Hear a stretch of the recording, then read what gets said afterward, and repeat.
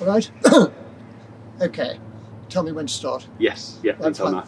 now. Well, hello everybody. Some of you will know I am Robin Lane Fox, Emeritus Fellow, and I've had the pleasure and privilege of being in charge of the College Garden for nearly over 40 years now.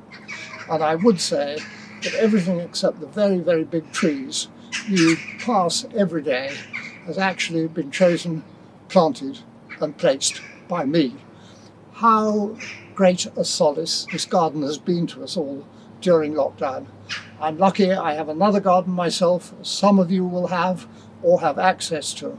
And really the changing of the seasons and the joy of each little thing reappearing is one of the real bright sparks in this very, very difficult year, where we all feel what a wonderful collective effort has been put on by the college staff to keep the framework of life going. And in the garden we have been trying to do the same. Until mid-March, I am the only gardener on site.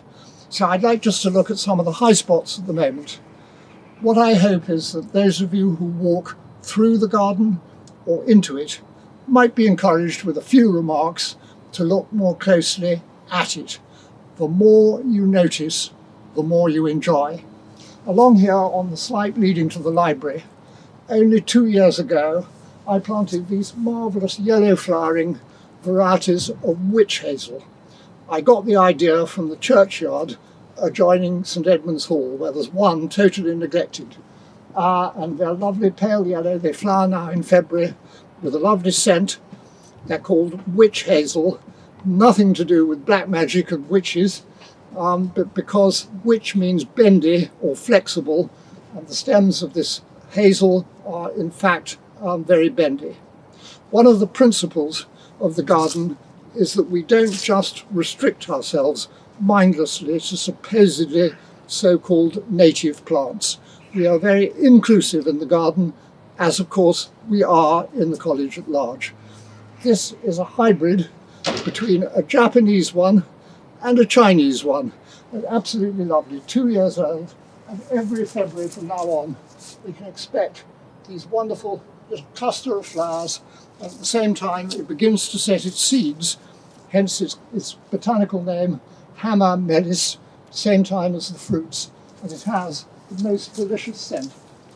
And really, even already after 2 years, it's as good as you could wish.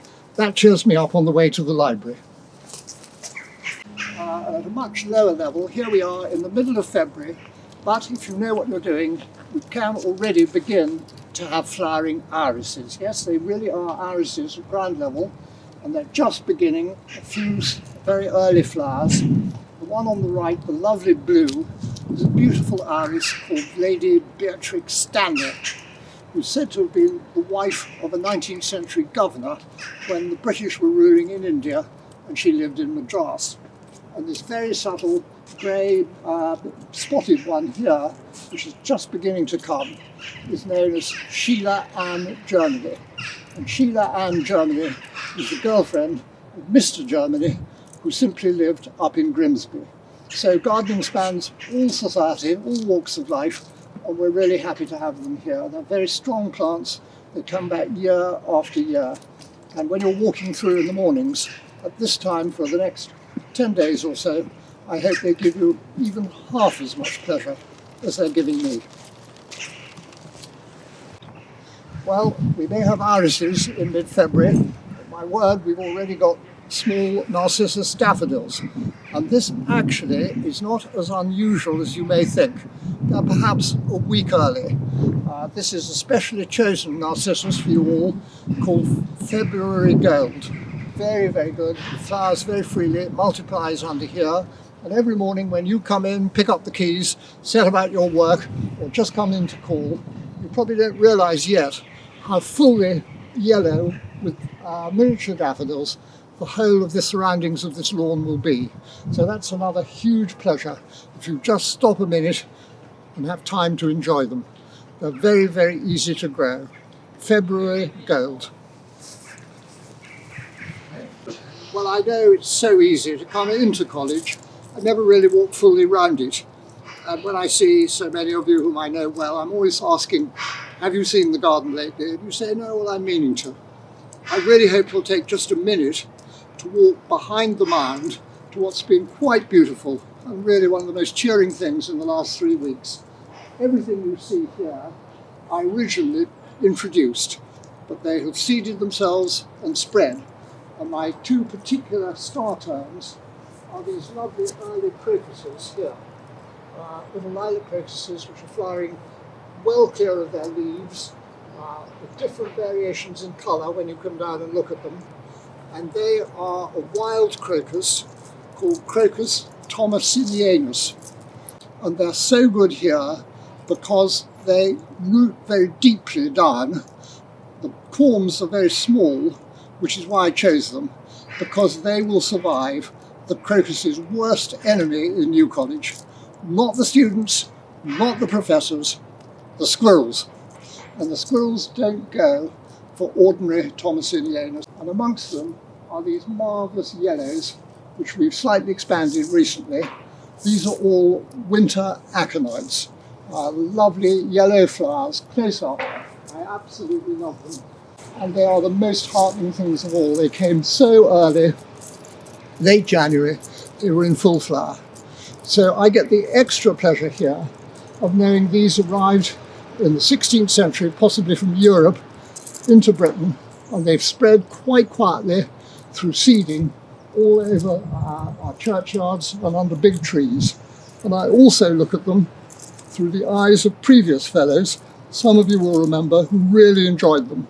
In particular, I think of our great history tutor, the late Penry Williams, devoted to New College, who was never a gardener himself, but he really loved the aconites. So, with his widow's agreement, I planted another 150 under that tree there, and I'm so pleased to see that Penry's aconites are now flowering just as well as the previous stock of New College aconites.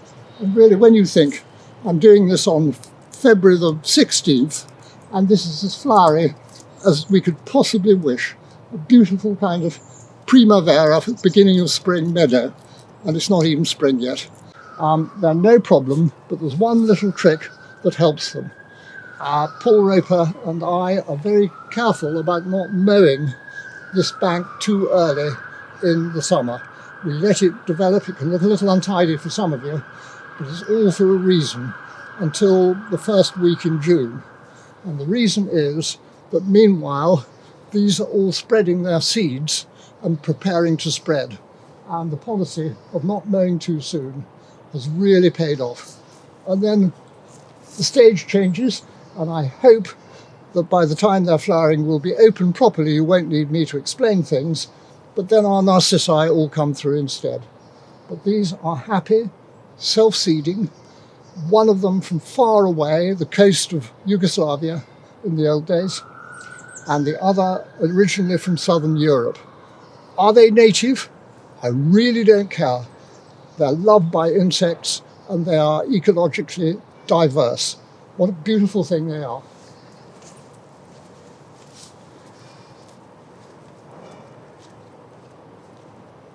As we've just seen with the crocus and the winter aconites, we're going to have the best success in perpetuating bulbs in grass if we don't mow the grass too soon in March or April for the sake of tidiness.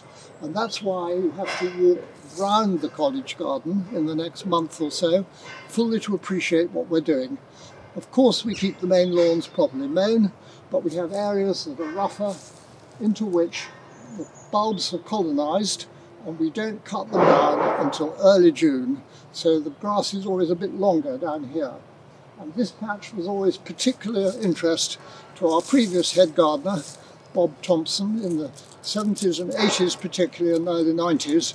Bob did a lot of beginnings of planting of bulbs down here, and what we see now are very much Bob Thompson's legacy, particularly the snowdrops. This has been the greatest year for snowdrops in my lifetime. They absolutely love the milder, wet weather. It was not cold really, all the time they were forming their buds, and we will never have seen them better than now. So all the lockdown has been one great beneficiary, the snowdrop. Well, much has been written about snowdrops, and they now can be sold for enormous sums of money. There are very subtle gradations. Some people want the yellow ones, some people want the ones with long stems. But we've got just a mixed bag. I wouldn't like to say for certain which kind this is. Slightly bigger leaves might be one called Magnet, and they hang beautifully.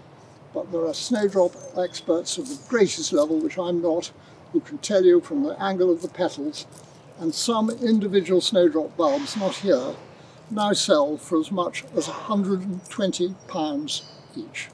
What an extraordinary thought. Think what you could do with that. A dozen bottles of wine for one snowdrop, but that's the excitement they generate. I look at them particularly through the eyes of our great English poet, William Wordsworth. It wasn't by any means Wordsworth's greatest effort, but in 1819, when he was possibly something past his best, Wordsworth wrote a poem to a snowdrop, most of which is rather frightful. But I always remember the concluding words. He describes it as the pensive monitor of fleeting years, the thoughtful watcher of the years as they slip by. What a marvellous phrase for snowdrops now. They're coming back year after year as if they're watching time passing, and all they have seen, not just a year of lockdown, but the years before. And it's an entirely sentimental way of looking at a flower. I like to think of the snowdrops watching the passing of time fleeting by, just as this dreary winter, the worst we all remember, will one day be past history. And beyond them again you can see a few crocuses and the remains still of the aconites. How lucky the fellows of Teddy Hall are to be able to look down in that hideous window they built in the SCR at some really good gardening. But one day we'll block them out. Well, of course, we all walk past the college mound, and perhaps we don't really think about it enough as we do so. We take it almost for granted. But very briefly, by working on the records of the mound with our college archivist and the help of the librarian William Poole, I think it's clear it was begun in 1590s, the early 1590s. The college decided to pay a member of staff, the gardener, for wheeling earth and beginning to pile it up, imagine, by hand, the gardeners, and make this mound. It went on with surprising speed for a new college project, and many of you will be absolutely amazed that it was finished only 56 years later, in 1648, when it reached the top. It had been rather enlarged. Now, there have been many, many speculations, some of them completely wild. Some people have said that it was to do with the English Civil War and it was being built as an observation post. It was nothing of the sort. It was ornamental. It's quite untrue that the remains and bodies of dead fellows live inside it. Though it might be one day that I demand that my cremated remains are inserted in a special chamber. And in the old days, you would climb up a much more open mound. You wouldn't have had these two big self-sown lovely home oak trees. You'd gone round a windy grass path, and from the top you would have looked down on our lawn on 4 big formal beds which were planted with the college crest of arms and the motto, "Manners maketh man," with the arms and insignia of the king and a formal pattern. So the aim was to look down onto 4 formally maintained low beds. And I wonder often whether perhaps we should restore them. Now we're really on top of the garden. But then I think how widely the lawn is used. I think of the Commem Ball. I think of everybody sitting, chatting, playing games on the lawn, trying to read. And I'm not quite sure that the style would really work. So opinions from you all, hugely valued. But the main aim of the mound was, I think, to look down, and if necessary, to look back over wild nature beyond the fellows of Magdalen. But that's rather a secondary aim. And it was all built up slowly, and I think from research that very early on it was intended to imitate the mountain of mythology, called Mount Parnassus, the mount where the pagan god Apollo and all his golden muses, before New College Choir had females in the altos, would come out and they would sing in classical mythology, and it was a mountain of the arts. And I think we had the idea of a Parnassus of our own, possibly because of foreign reports and contacts into the college of a similar ones that have been shown in France and constructed in Rome at the famous seat of the French Academy now called the Villa Medici. And this would be our attempted local Parnassus, built as it might be by the Professor Burden and Robin Lane Foxes of the day, eventually grinding the other fellows into submission to make an artistic monument in the middle of the college. And it is, I think, thought-provoking. It decayed, and in the early 19th century began to have these trees self-sown, all of which are now protected. We couldn't take them off, and so it changed its character. And when I took over, it was an informal jungle, rather a mess. And then, partly with a donation, we were able to put our staircase up the centre, designed for us, and those excellent railings that came in a few years ago. And my point is really this: even in this wonderful historic setting, the garden is a moving entity. It's a historic garden, yes, of course. It goes back to 1379. How amazingly privileged we are to walk in space that has been walked over before for more than 600 years. But to try to restore a historic garden is very difficult. To which point would we go back? Would we go back to where the mound was first made? But then what about our border? The trees aren't quite right, and those magnolias. Gardens are endlessly evolving, and unless you want to be a real purist and often rather dull, to have nothing but one moment in time as your historical restoration is both, I think, against nature, which is always changing, and it eliminates so much beauty. Just think, if we went back to the historic garden, I'd have to dig out all the crocuses and aconites we've just seen. I'd have to dig out those lovely witch hazels with which we began.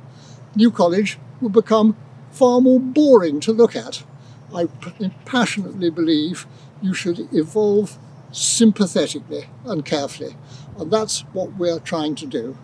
And I must say, in all the gloom and struggles of the past 10, 11 months, the garden really has been our greatest ally and our greatest blessing.